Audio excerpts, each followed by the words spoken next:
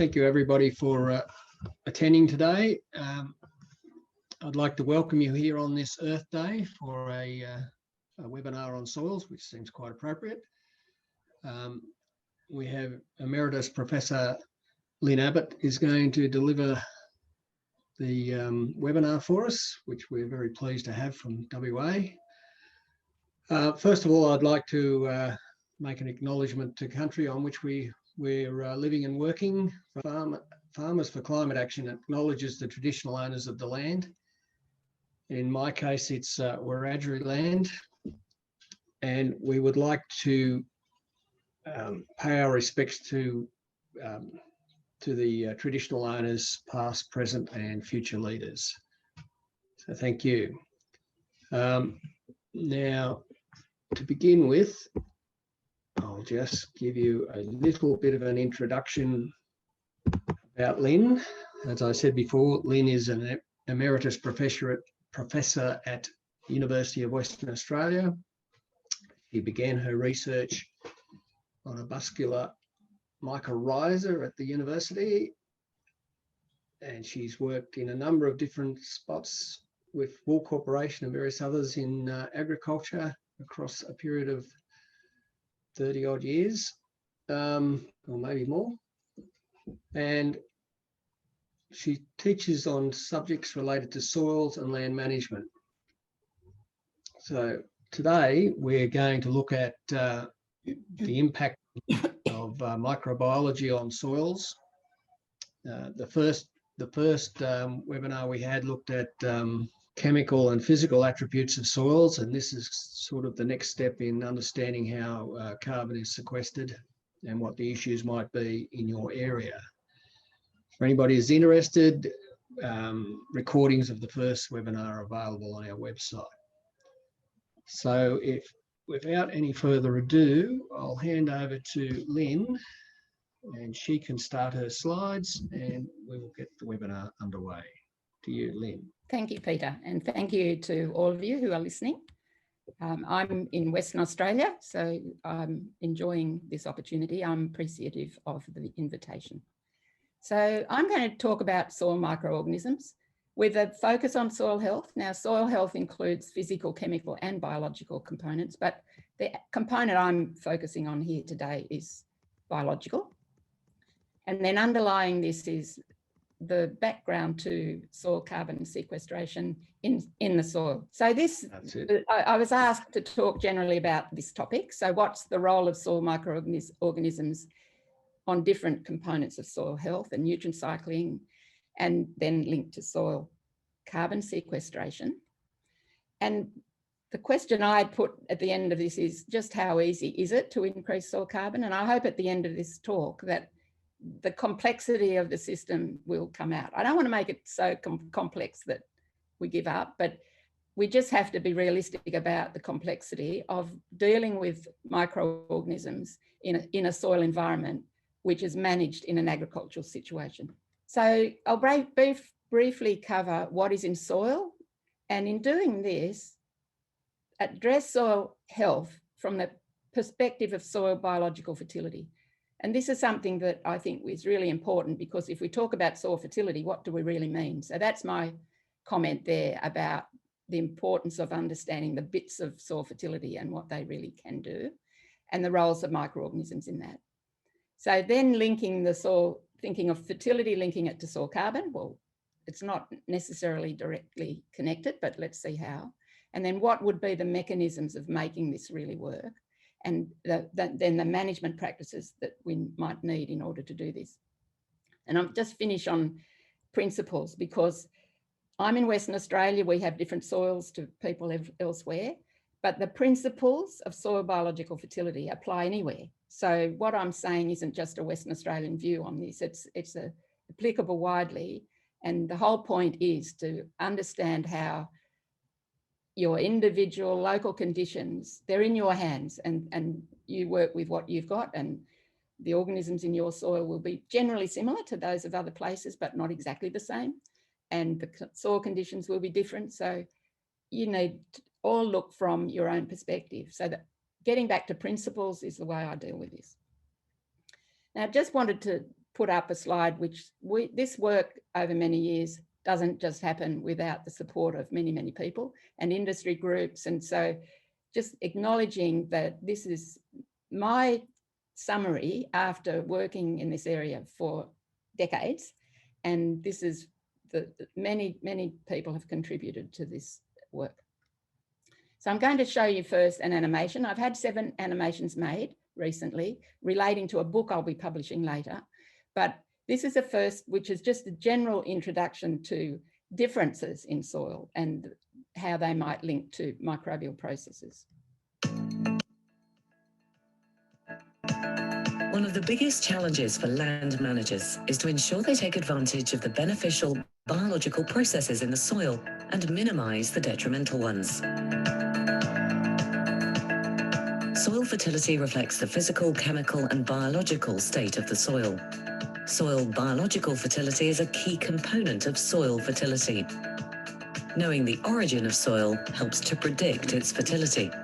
Soil management alters its fertility, and assessing that fertility is no simple process. Soil contains an immense diversity of organisms, and many of them can't be identified easily. Bacteria and fungi can now be identified using new molecular biology techniques.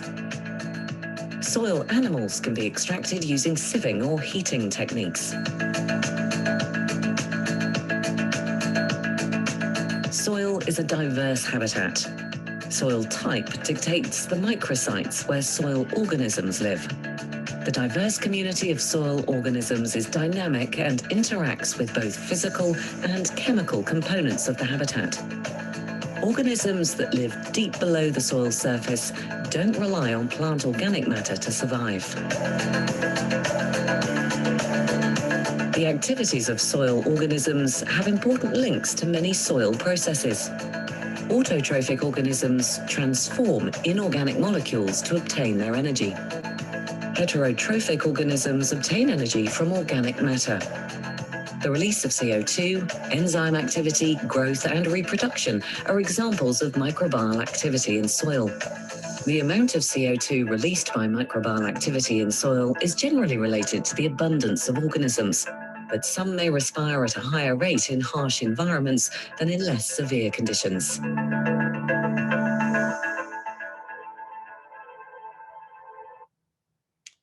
So that's one of 7 animations, and I can give you the link to those. They're going out on a soil health app, which we're making at the moment with a Smart Farmers grant, Smart Farming Program grant from the Australian government. So I can send the link to that later. But just starting at the beginning, what's going on in soil? Well, there's a lot of stuff in soil, a lot of organisms, and we don't need to know all their names and everything they do in order to manage it, because land managers are managing soil and they're managing all the community that's in there. They don't need to know everything. You don't need to know everything in there. But having an awareness of the range and the diversity and what happens and what affects what is important. So we're dealing basically with nutrient cycling, symbiotic interactions with plants, disease cycles. So we want to minimize disease cycles, and the capacity of organisms in soil has potential to minimize disease as well as create disease. So I want to get that right. And their role in soil structure, they're very important in just the habitat that they live in, so they can affect their own habitat. Now, when you look at soil and think, now what's happening here? You're adding residues to soil, or you're adding some other products to soil. That kickstarts an activity. It influences the bacteria and fungi. So these are the dominant 2 microbial groups. There are a lot of other little minor, smaller groups. But I should say you've got a lot of animals in there too. But so when you add the organic matter to soil, whatever it is, it kickstarts a chain reaction. So people talk about the soil food web, and that's what's going on here. But everything interacts. Once you start to hit it from one side, then you influence the chain all the way through. And that influences nutrient cycling all the way through as well. So all these organisms are involved in transfer of nutrients from one form to another. And in doing that, different groups of organisms are involved. So this is a chain reaction, and it's slightly different in different soils because the organisms are slightly different, but the processes are the same. Now, in a soil, you've got the brown bit, it's the bulk soil, and then you've got roots. Now, roots are really important in creating a habitat for organisms to do their thing. And they also, of course, contribute a lot to the soil carbon story. But it's the interactions between the microorganisms and the roots that I'm particularly interested in.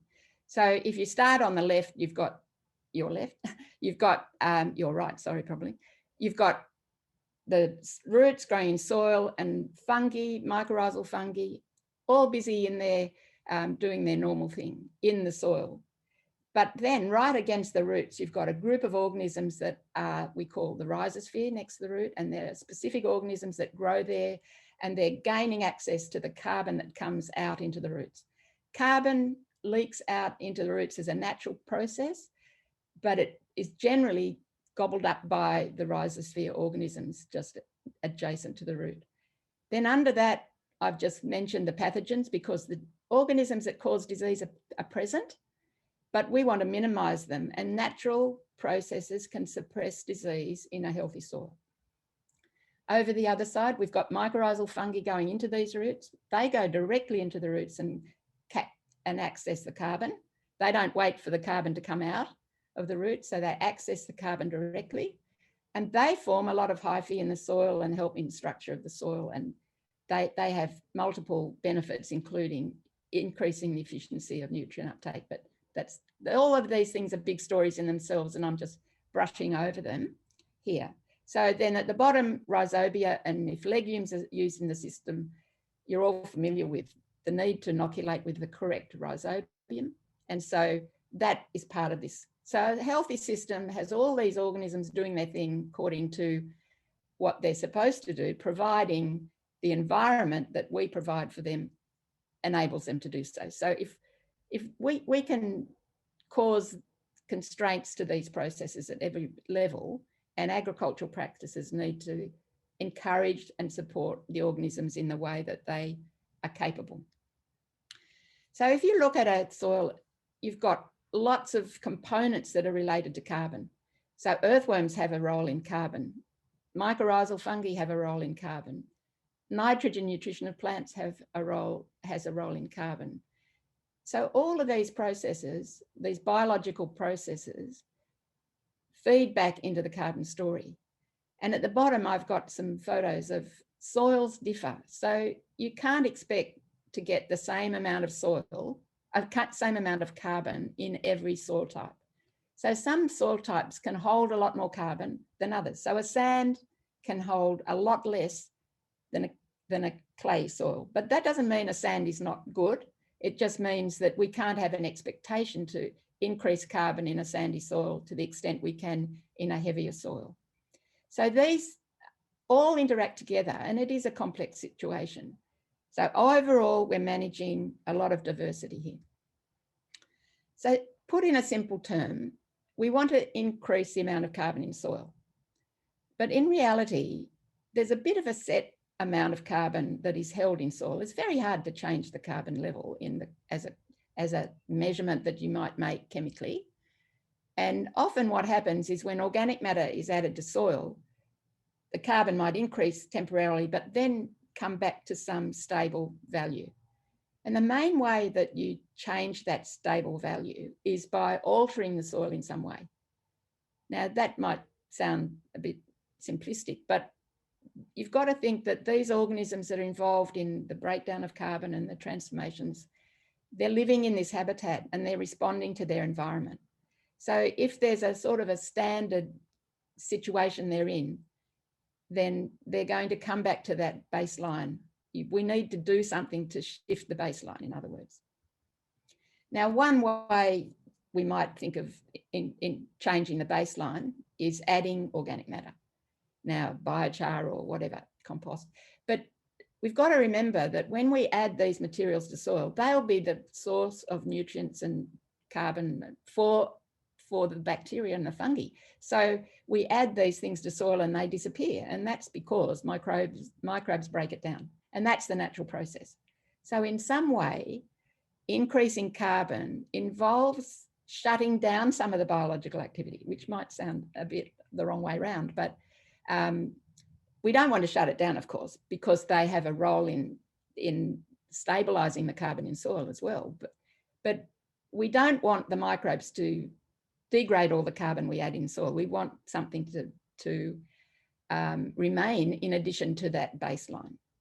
Now, in Western Australia, we have very sandy soils in a lot of our areas, and adding clay has been used in some parts to overcome water repellents. And coincidentally, that has actually provided a better environment for retaining carbon. So the addition of the clay to help with water repellents has actually created a habitat where it's easier to protect the carbon. I'll come back to that in a minute. So here we have a little diagram of a soil pore. So the microbes live in little pockets of soil. They don't cover every surface of the soil. They occur in little pockets, and those little pockets have organic matter. And if you think of it in this way, you can understand why what we really want to do is protect the carbon from microbial breakdown. So at one level, we've got microbes breaking down organic matter, and that's the beginning of the process.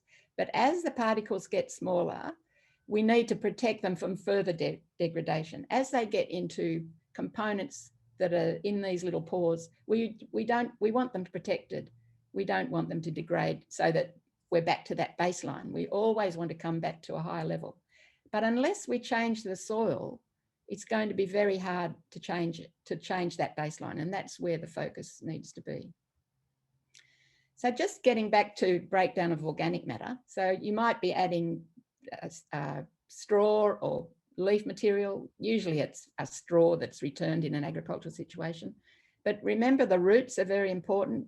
When roots growing in soil contribute a lot to the soil carbon story. Or you might add compost or some material, or the organisms in soil contribute as a microbial biomass as that dies. So the breakdown process, and I'm not really going to deal with it in too much detail here, but basically the microbes make enzymes. They're primarily responsible for the degradation of the organic matter, breaking the carbon bonds of the organic material, and then and breaking the carbon bonds of organic material that we might add if we add biological amendments, for example. But the rates of breakdown depend on the chemical structure of the organic matter. And this structure differs in different components. So the bonds in cellulose can be broken down enzymically more easily than can those in lignin, for example. And then as these things all break down, and microbes are involved and they get broken down, and you end up back in this space where you've got humic substances that include microbial components of the breakdown. So it's a very complex space, and that's more resistant material. So that's the process. And if you look at it more simply, things like glucose can be broken down very rapidly, but when you get down to lignin and humic substances, they are more stable and they break down less easily. So the microbes are involved in these processes. Depends on what you put in the soil. Most of the agricultural inputs are very easily degraded. Even wheat straw, it might have a lot of lignin in it, but it can disappear very quickly. So what we're really on about here is protecting it. We want it to degrade because we want to have nutrient release, which is appropriate. And we can depend less on input. So nutrient release is important, and it builds a whole lot of microbial interactions, the gums that form, all the interactions with organic matter that occurs, but we don't want it all to break down. We want to protect it, but it will all break down from most agricultural inputs if we don't protect it. So some soils, if it's a clay, it will protect it more than a sandy soil. But that's not good and bad. It's just the way it is. And then we just have to manage each of our soil types according to what we think is possible. Now, just a little concept about soil carbon. It's just all about sea soils. And in an ordinary situation, you put carbon in and it goes out. You have this, it means the pool size often stays the same. It doesn't mean that the microbial component can change. You can build up carbon in that microbial carbon, and that is a very important little hub in the soil, but the chemical amount of carbon can often stay the same, but you've put it through this cycling process where the nutrients have been used. Now, this is a normal process. What we want to do is increase the carbon. We want to have less going out and more staying in the soil. So that's the aim. And in the normal situation, it's no change. So inputs and outputs, that's the normal process. We need to do something that is going to retain more, keep it in the soil, have less going off as carbon dioxide.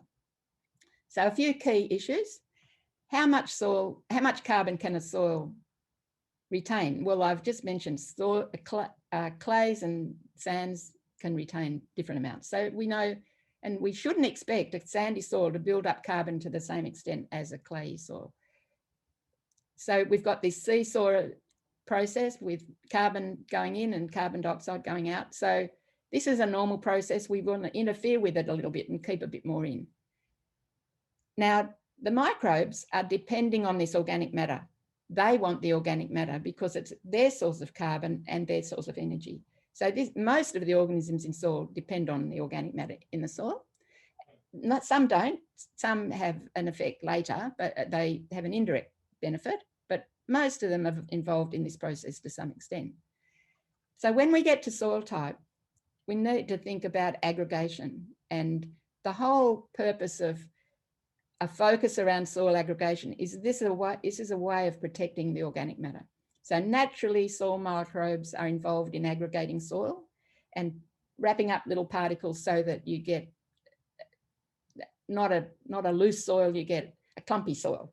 And it's in those little clumpy components of the soil that microbes can be protected, or the organic matter can be protected. And the reason is mainly because inside these little aggregates, the conditions are not so suitable for microbial activity. So everything needs to come back to thinking about, are the conditions suitable for microbial activity? So yes, we want them suitable so that we get the nutrient cycling and those beneficial processes, but we don't want the microbial activity to go beyond where we want to keep some in the soil. So we've got these opposing processes, and a healthy soil will make this work together. Now, just a little bit of a history on soil biological amendments. We used to not use inputs, now we use inputs. And so there is a story around what do we add to soil to try and retain carbon more. But remember, the background is the microbes are breaking it down as fast as we put it in, quite commonly. We have to protect it. Often, we're thinking in terms of just adding amendments, that sort of a standard amendment, but we might need to think what we're adding to replace a fertilizer, what we're adding to maintain soil health. And over time, there'll be a transition of need. So first of all, we might need to do some things, and later in the stage of developing or increasing the carbon, we might need to have a slightly different way of managing. So it's not a black and white situation. Over time, transition, there'll be a change needed maybe in how we manage. But just keep that in mind as a background, because there's not just one process for setting up more carbon. That process might be slightly different as time moves on. So you're aware of the processes that you can use to build up soil carbon, and land use practices can influence the retention of carbon. And of course, we don't want to have erosion and loss of carbon. And then soil amendments, there are lots of different kinds of soil amendments, including those where you grow your own. Grow your own biomass is the major way. And so the role of pastures in systems, growing roots, important components of the carbon input into soil. So there are things that can be done, but remember, all of these things are influencing the activity of microorganisms, and the organisms are responsible for breaking down the organic matter. And so we just need to keep that in balance. So the management is maybe affecting the soil or the plant, but it's also affecting the microbial community, their habitat. And that is the bit of the focus that I have here. Now, there are lots of amendments. We've published a paper recently on reviewing the kinds of amendments that people are using and selling. So there's a lot of interest in this area at the moment, and we've made a major review on that. But generally, you can have direct effects of these inputs. You can have indirect effects. So a lot of them do the same thing. A lot of them don't do anything. So just trial and error is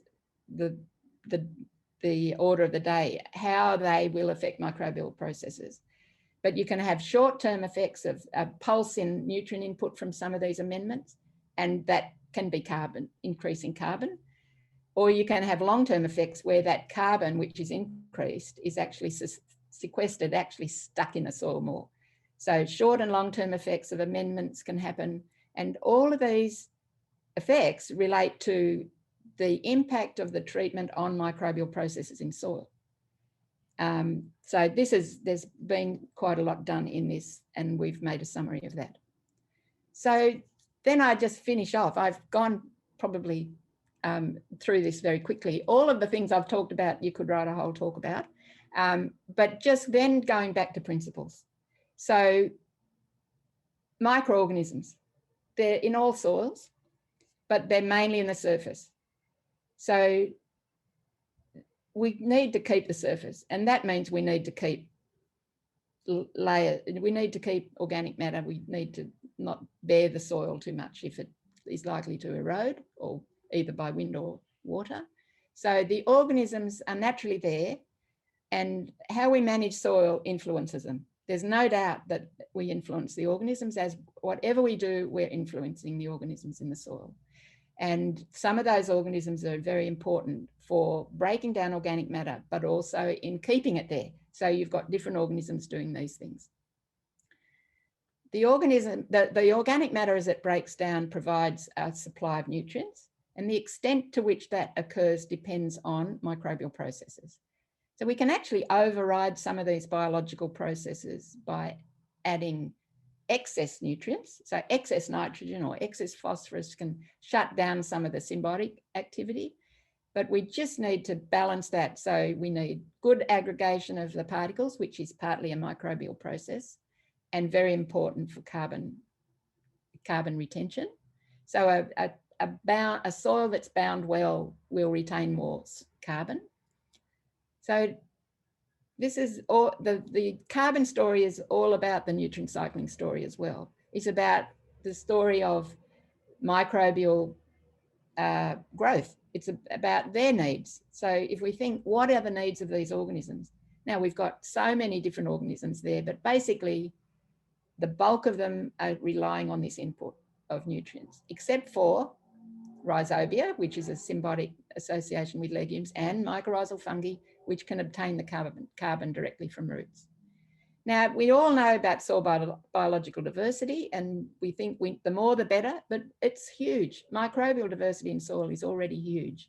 But the diversity of organic matter that we add to the soil, so different kinds of plant matter, can increase diversity of the organisms. And that's sort of like a principle, because it changes the habitat and the soil environment in a way that encourages some more than others. So biological diversity is key, but you can't get a handle on all the different individual parts of that.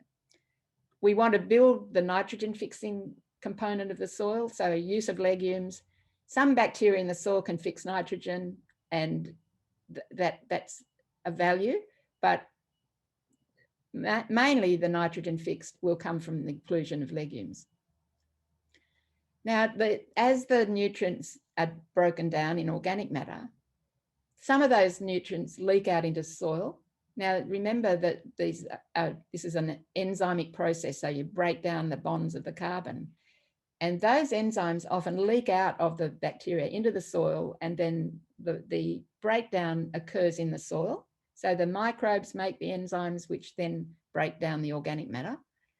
And then the microbes grow because they're getting carbon and energy from that. And then they form a microbial biomass, which is part of the carbon story. But the problem with the microbial biomass is often that it's ignored because it's a little bit.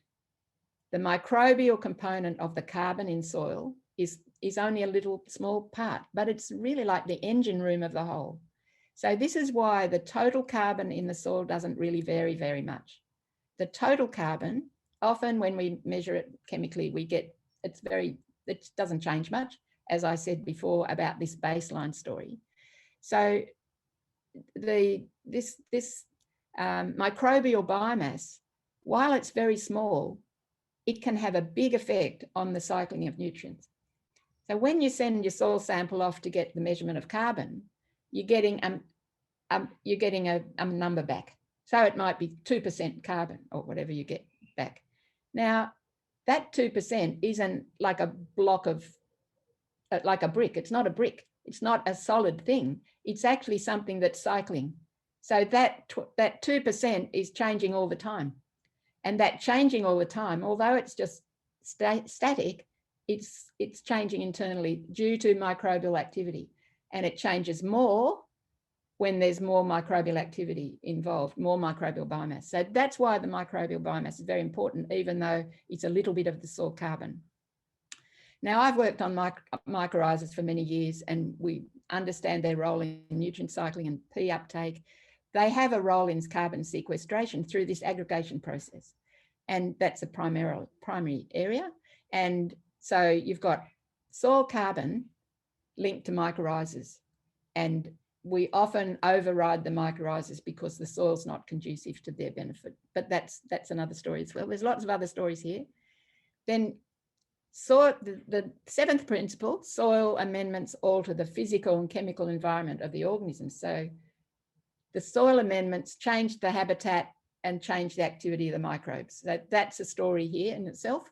And the reason organic matter breaks down or doesn't break down, for example, when you have a soil that's constrained in some way and nutrient cycling isn't happening, the microbes aren't working.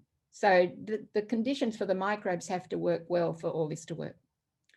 Now, the next one is about biological control. And if you get everything right, it's possible to minimize disease. Now, I'm not saying you don't have disease in agriculture, but soils can be suppressive when they move into this biological space more. And there's a lot of interesting work that's done in that area. And then the ninth point is that these systems that depend a bit more on the biological fertility can be profitable. It's not as if this is fairyland that we'd love it, but it's impossible. You can build the biological fertility and you can be profitable, but I'm not a farmer and I'm not an economist. So this is just a principle. And in some situations that can be tested, of course. But finally, and this is the most important point really, that these biological processes or building up of the biological health of the soil is a slow process. It doesn't just happen overnight. We're used to fertilizer inputs that have a rapid change. These sort of changes are gradual. So if there's no change in soil carbon immediately, then it doesn't mean we give up and there are other components of the system we can measure. There are biological measurements that can be made of the soil biological community that can help give us clues to whether this buildup is happening or not. So it's a slow process, and the giving up too soon is an issue. So I'd say we just need to understand that it's slow, a general process. But the other part of that is you can interrupt it, you can stop it just as quickly. So it can be developing, and then some practices can then turn it around. So just understanding that and how it works is what I think is important. So that's my little final point on this talk, but obviously there's a lot more behind it. And thanks for giving me the opportunity to have a little chat with you today. Thank you, Lyn. Now, we have some very good questions. I'll just deal with a couple that aren't in the Q&A section so I don't lose them. Where did they go? One person here, Pam's asked, what proportion of soil carbon is made up of microbial organisms themselves rather than plant residue? Oh, it will be it'll differ a little bit, but it's a very small fraction. I'm sorry, I can't even answer the question exactly. But we're talking, right. We're talking a few percent, a few percent of the whole, a few percent of 100%. You know, it's just really, it's not much. And so if you measure it in terms of chemical measurements, you can't even pick it up. That's how small it is. but it's Right. highly active, so it's of significance. Now I have another question. Do I get the idea is to have soil being able to host aggregates that are not available or much more slowly available for plant growth? Is there a relationship with depth of sequestered aggregate? Is there a relationship with plant cycles and types of plants for production? So the aggregate is like, I have to think of how I can explain. So it say you got some clay, because clay sticks together, and then you put some organic matter in the clay, and then you rolled it up in a ball, and the organic matter is inside. So that's the aggregate, is actually soil plus the organic matter. So the point of the clay, around the outside, it protects, it hides the microbes in the height. It protects the organic matter inside, and the organisms can't break it down so easy. So that's what happens with an aggregate. So we want to build, and microbes are involved in developing these aggregates because the hyphae grow in soil and they help to wrap up the particles. So it's a physical wrapping up that we're talking about. And then some of these microbes can release gums into the soil, and they help stick particles together. So it's a physical chemical action to create the aggregates, and then that's the location where a lot of the organic matter can be protected. But the point about different plants, certainly different plants can have different effects on the soil. So even at the level of roots, because often the roots are involved in these aggregate formations as well. And if you think about different plants have got different root structures, fine roots and coarse roots, and differences in exudation. And so the plants you grow has an impact on all of these things I've talked about today. So having a diversity of species of plant in the system over time is also beneficial to improve this structure development, and going back to the rates of breakdown of the organic matter, then the stability of the aggregate, some aggregates are not formed strongly and others are very strong. And so that might be influenced by different plant species as well. Now here's a good one from Claire. Can Lynette please describe what she suggests landholders can actually do to improve soil carbon? Well, at the beginning, I mentioned that I'm in Western Australia and our soils are different to others. But if you go back to principles of, you can apply thinking in any space. So the thinking about this can be applicable anywhere. But, you know, the actual options for, if I was wanting to increase carbon in a soil, not an agricultural soil, just in my garden, you know, you can add organic matter, but on a large scale, that is just not so practical. So one of the best things to do is grow your own. So of course, you grow your own organic matter by growing plants in it, roots, and then you think, well, what plant species contribute most into that? So if you're growing wheat, for example, endlessly over time, 1 year in, year out, a root system of a wheat plant is not as dense as a root system of pasture species, for example. So having pastures in the system, in whatever rotation that you might have, really contributes a lot of organic input into the soil. So now, if you're saying what should you do, depends where you are. It depends on environment and it depends on your soil. So it comes back to individual location decisions. So I've set out principles, and then we have to work back from principles that relate to a particular environment. And there aren't a lot of options for productive agricultural or economically sustainable systems. There are minimal options, because the main thing is you want to increase carbon going into the soil through the plants you're growing. And then you want to minimize the breakdown of that organic matter. So if you've got an intensive horticultural system where you can keep adding materials, all the time, then you've got a very different situation to a broadacre wheat situation where you're not going to be adding anything much more than what you can grow. So local knowledge and local application of principles is what is probably necessary. Very good, thank you. We're getting a lot of questions, but we'll keep going. Does biochar break down as you've described in other organic matter? Well, biochar is a lot more stable and very stable indeed. So it will break down eventually, but it will break down a bit faster than charcoal. We know charcoal doesn't break down very fast, of course.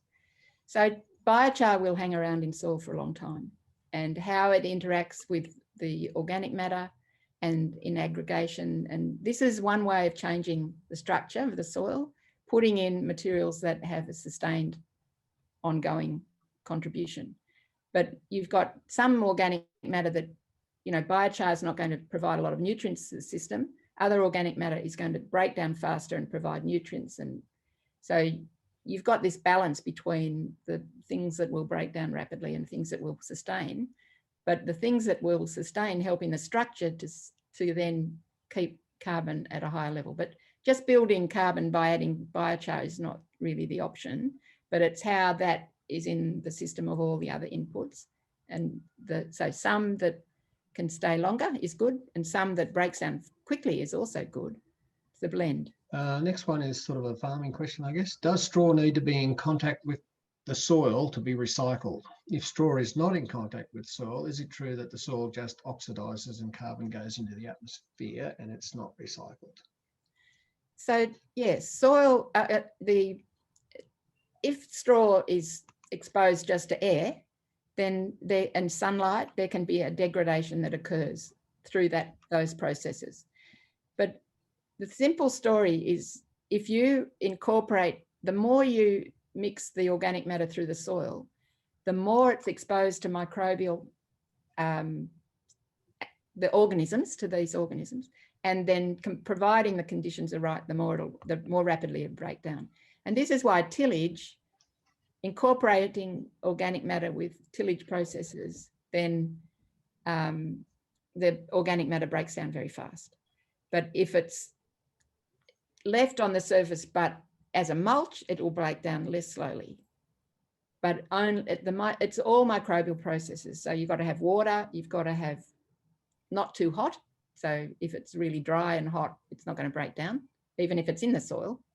So the conditions have to be right for the microbes. But if it's just standing up on end in the paddock, the bit that's standing up won't really break down from microbial processes. It may be if it gets wet and then it'll be colonized, but ultimately it's the interaction with the soil that does the work. All right. Now, sort of carrying on from that, I've got an anonymous question here. Does soil heating from loss of tree canopy and heat waves affect the performance of carbon sequestration functions of organisms?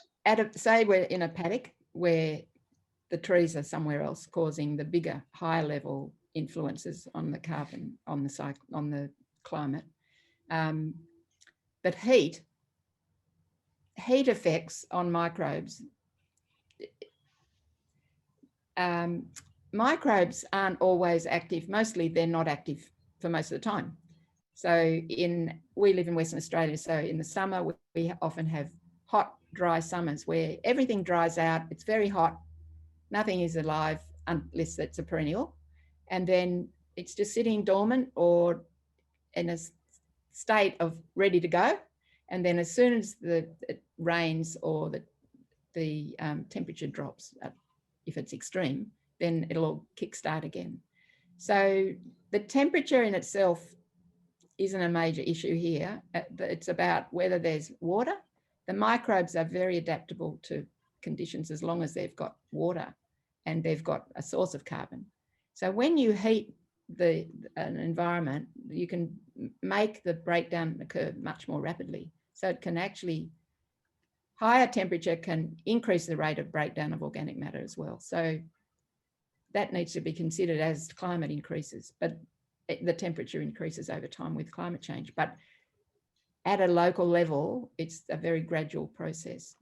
Mainly the organisms can cope well with heat. And if it's hot and dry, they'll just be dormant and waiting till it rains again.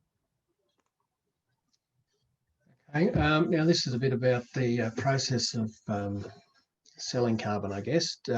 Question is, were you involved in the development of soil carbon methods for the ERF?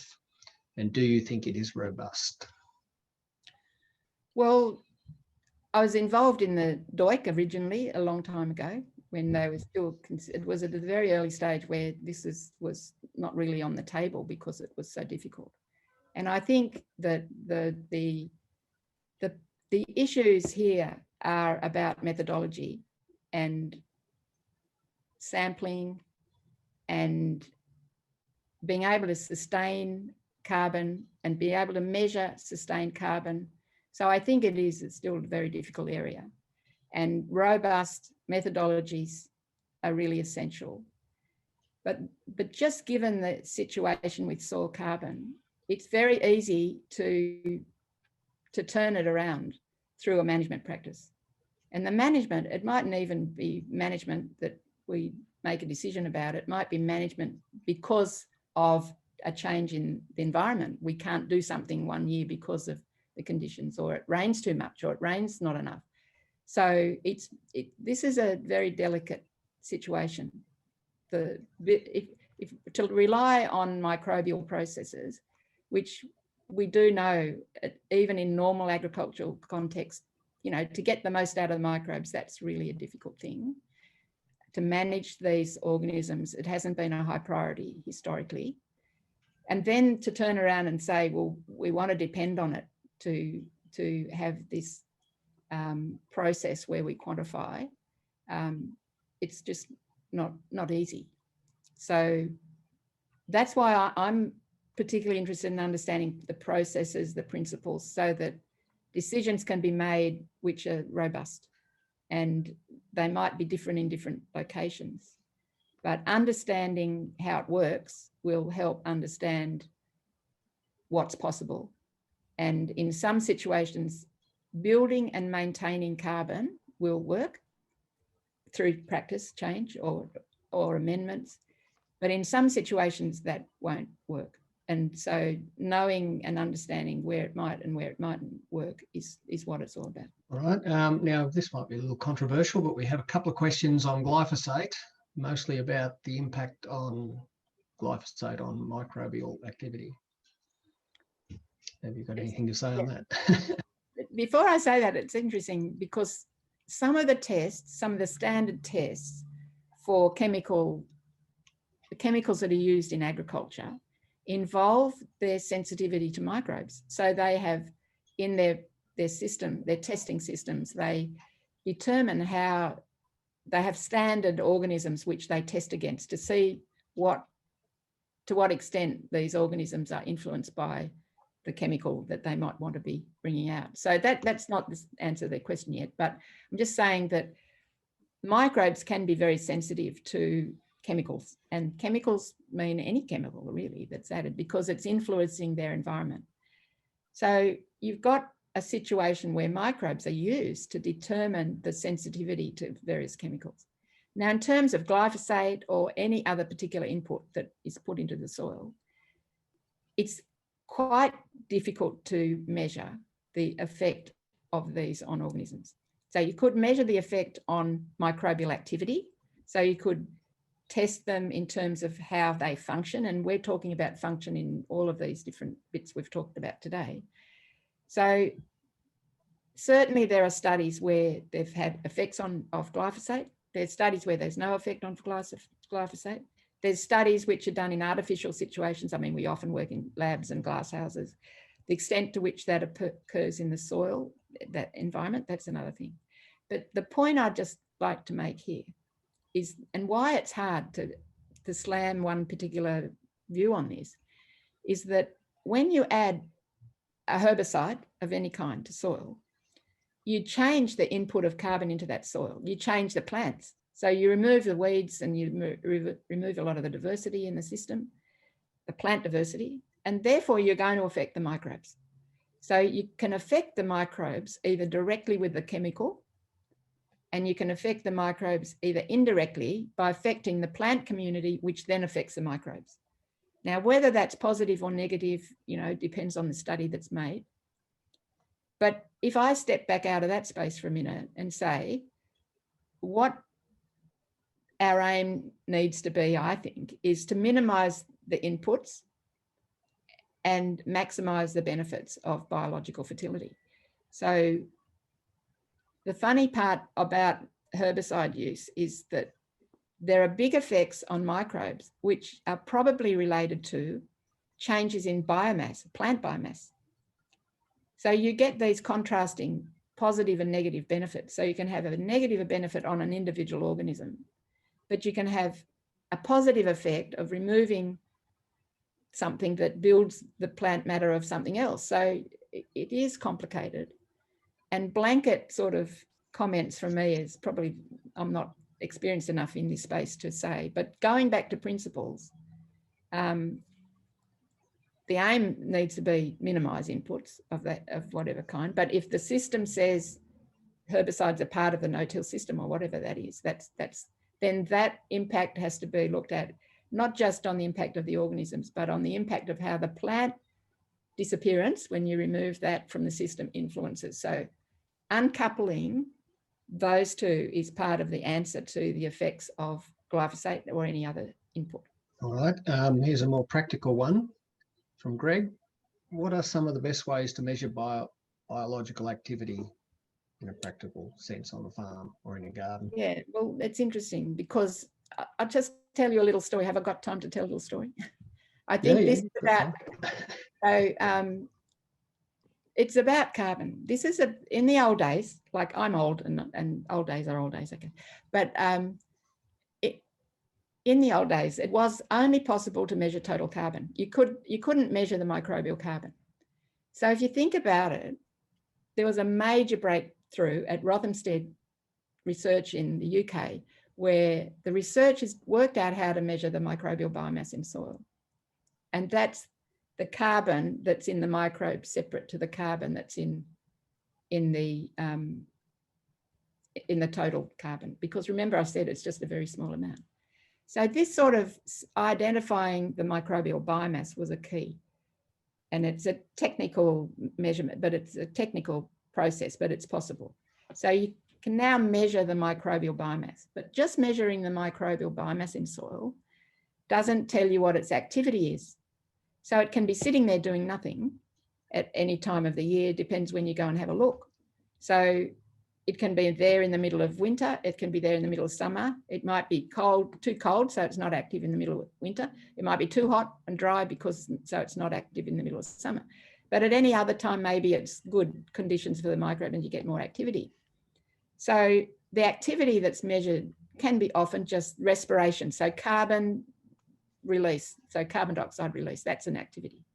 So that you can measure those things. Now, that's not something you'd measure on a farm, but you can get respiration measurements on machines now that are portable, so that can be done. So, but you can also measure enzyme activity. You can measure rates of growth of things. You can measure lots of things in laboratories. But the problem isn't really the measurement. It's the deciding what to measure, when to measure, what method you're going to measure. And these become the bigger questions, because if you take soil at different times, you might have the same community there, but sometimes it's not active and sometimes it is, but it doesn't mean it's not good if it's active or inactive. It means you've got it there, but you need to understand what's likely to be beneficial at a particular time. So I think this measurement story it's a really important point, because when you measure it, how much there's a lot of variability. If there's very standard practices for sampling soil for chemical measurements, but for biological measurements, it's enormously more variable than pH or soil phosphorus or whatever. So how do you capture that level of biological diversity and activity? So it comes back to, what value will we get out of measuring some of these things? Like, it's interesting and it can be comparative. So we might build it up against our own standards that we've got locally, not somebody else's measurement, but just us, we might be able to measure. So we've done work with soil, measuring soil, the activity of animals in soil, or the numbers. So you've got differences in measurements that are just the amount of something, and differences in measured activity of something. So these are important questions. And I think the sampling is an issue, and the timing is an issue, and how representative is the sample for the space you're in. So some of the biological measurements are very expensive, and we do microbial measurements using molecular tools and trying to understand what's going on. But as a practical tool, that you have to ask, well, what are they measuring? What's the relationship? What does it mean? Often these questions can't be, you can get an answer, but what does it mean? That's the problem often. We're nearly up to 1 o'clock, and I have some more questions. I've got a group of questions here on grazing, so I'll sort of roll them all into one, and you might be able to make a general comment. One is it fair generalization that the healthier the pasture, the more C is added to the soil? And then another person wants to know, in relation to pastures, what's the role of ruminants? And then another grazier wants to know what graziers can do to improve their soil microbial activity. So those sort of three questions are based around pastures and the interaction of animals. Well, the first and the last question are sort of related, because and they relate, well, there's an issue related to diversity of the pasture. So on a principal basis, the more diversity of the pasture, probably the better in terms of the microbial community. But grazing is the real issue here. Apart from normal inputs and the way you manage a pasture, and well-managed pasture is obviously a lot better than a poorly managed pasture. But grazing is the grazing that is really crucial here, because grazing affects root growth. And so if you graze heavily without leaving enough behind to let the plant recover, then you just cut the root growth, or you can, depending on the species, of course, it varies. So when you're grazing the top, you're also grazing the roots. And the roots are part of this whole biomass story, and they're part of the nutrient release into the soil and microbial activity. So grazing is about the shoot matter and how much is taken and how long it takes. You leave it to recover, because if you keep hammering it, then that's going to be the worst possible thing probably for the microbes and the soil carbon.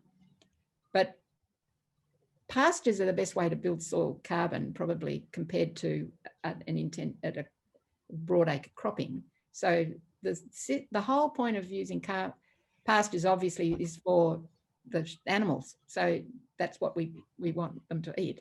But they are so important in building the soil. And if you want to restore a soil, I'd grow pasture plants. That's not an expert speaking, that's just what I think. So you've got this issue around the grazing affects carbon flow into the soil. So grazing the shoots, because the shoots are fixing the carbon, and so that affects how much is going into the roots. And then the amount of impact on the root growth is important in this process. So I don't know, I've lost track a bit of the question now, but I'm rabbiting on here. But pastures, right. Pastures are really interesting because of you're not just growing a production, you're growing an ongoing. You're not just growing at, say, a yield to get something cut off. You're doing this it's an ongoing management, and the input on soil carbon is highly able to be managed in that situation. But it's all still about the carbon flow from the shoots to the roots, and it's about keeping the root system happy as well, not depleting the roots, because that's what happens if you overgraze them. And then that cycling through whatever practice, and depending on the location, of course, and depending on whether they're annuals or perennials. Yeah. Now, did I miss the middle question? There was a question about what was the impact of ruminants, which is kind of... Yeah, I guess that's you've sort of dealt with that. Yeah, that's true. No.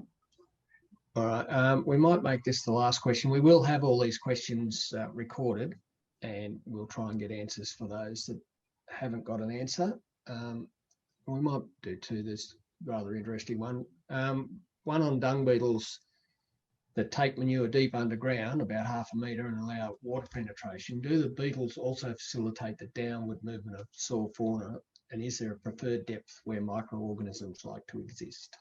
Yeah, thanks. The dung beetles obviously have a very important role in the soil, and as they take biochar or manure or whatever they take down, it's a lot of interesting work going in this area. That's got to be of benefit. But then if I come back to principles, microbes, the build-up of microbes is related to what they can see. So if they're in an environment which doesn't have much carbon or is dry or is somehow constrained with too much acidity or whatever, then they're not going to function very well.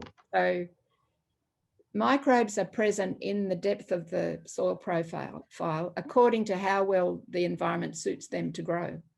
So it's sort of, if there's a constraint somewhere down that line, even if the dung beetles have gone beyond the constraint, because they're not constrained by something that the plant might be.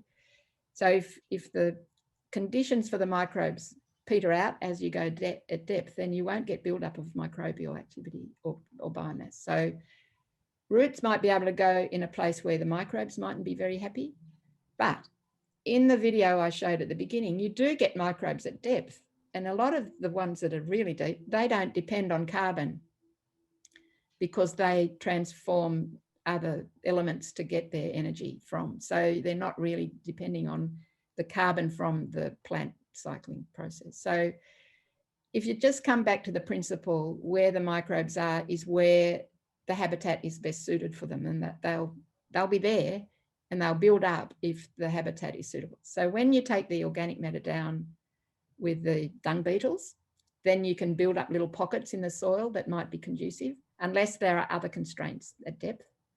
And then similarly, the microbes will come down with that. But again, if the conditions are not right for the activity, then nothing much will happen. And just on that, you have earthworms that go deep, and some which go very deep and then they stay an excavate at depth. So in that situation, you can have water flow through to depth. But the extent to which organic matter builds up at that depth will again depend on the soil at that level, other constraints that might be imposed. All right, thanks, Lyn. We might call a halt to the questions there. There's a few other things we've got to discuss. I'd like to thank Lyn for a very interesting talk, and the complexity of it is quite astounding. So I'm hoping many of the attendees will think about some of these issues and try and apply your principles when they're thinking about trying to sequester their carbon. I'd also like to mention that we will be having further webinars in these series. There's one in May about the impact of acid soils, which again will impact how microbes function and the pH of the soil. And next week at Thursday, the same time, we're having a talk from New South Wales Department of Primary Industry person talking about how the government's policies are applying. Now, it'll be as general as we can make it, bearing in mind that it's New South Wales policy and not the rest of the states, but it'll give you a general idea of what farmers can do and how they can engage with governments on these sort of policies and whether they're worthwhile or not. So hopefully you'll find that interesting, and then we'll be back into the hardcore soils again. Now I'd like to hand over to my colleague Emily Jones, and she will run you through some activities and things that you might find useful. Emily. Hello, we'll just wait for the slides to pop up there. Beautiful. So hi everyone, I'm Emily, Farmers for Climate Action's Community Organising Manager. Thanks so much again to Professor Lyn Abbott for a really interesting presentation, and thank you to all of you for tuning in. It's always very exciting to see so many of you here at our webinars.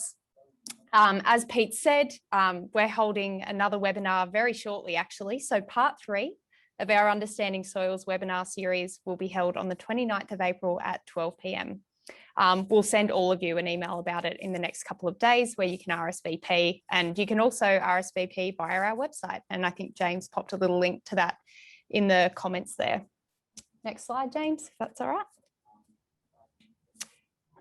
I'll also give you a quick update on the various ways that you can get involved with Farmers for Climate Action. And there's just so much going on at the moment that you can get involved with. So it's a very exciting time.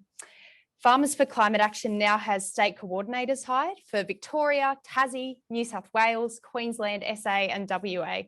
And these coordinators will be developing state and regional farmer networks across the country, which bring together farmers to improve climate outcomes on farm and beyond. And as part of these networks, we'll be running some soils working groups, which I imagine would be of interest to a lot of you here today. It's a really great way to make a meaningful difference and meet other like-minded farmers. So, next slide. If you're interested in getting involved with our networks, just pop an email to the address that you can see on the screen there, or give us a ring at the number that you can see there, and we'll put you in touch with your relevant state coordinator. Next slide. We're also running some campaigns that we'd love you to be a part of. So for our Tassie farmers, as many of you know, the Tassie state election will be held on May 1. And it's a great opportunity to make sure farmer voices are heard on climate for this election. So as a result, we'll be running an open letter calling on leaders of Tasmania's two major parties to support Tassie farmers with meaningful climate solutions. Our plan is to send it to the leader of the parties and hopefully get it published in the media just before the election. So Tassie farmers, you can sign the open letter on the campaign section of our website. And you know, it would be wonderful as well if you could write to your local MP to make sure that your message is heard. A by-election in the Upper Hunter will also be held on May 22. Lots of elections. So again, we're running another open letter calling on candidates for the Upper Hunter to commit to meaningful climate solutions. So if you're a farmer in the Upper Hunter, we'd really love it if you could sign the open letter. And again, you can find it on the campaign section of our website. We'd also really like it if you could sign up for a farm gate sign to send a message to pollies or anyone else driving past that farmers do want meaningful climate action in the Upper Hunter. So again, you can find the form to get a free farm gate sign on our website. And finally, in May, Farmers for Climate Action will be heading to the Mallee in Victoria to hold some politics in the pub events. So if you're in the Mallee, please come along and find out how we can make politics work better for farmers and their communities. They should be a lot of fun. We're also holding a Climate Smart Horticulture Forum in Mildura, where you can hear from experts researching adaptation plans, find out about the grants and incentives available for renewables, and work with an experienced community facilitator to think about next steps on your farm. So you can see the dates and locations of our various events on the screen there.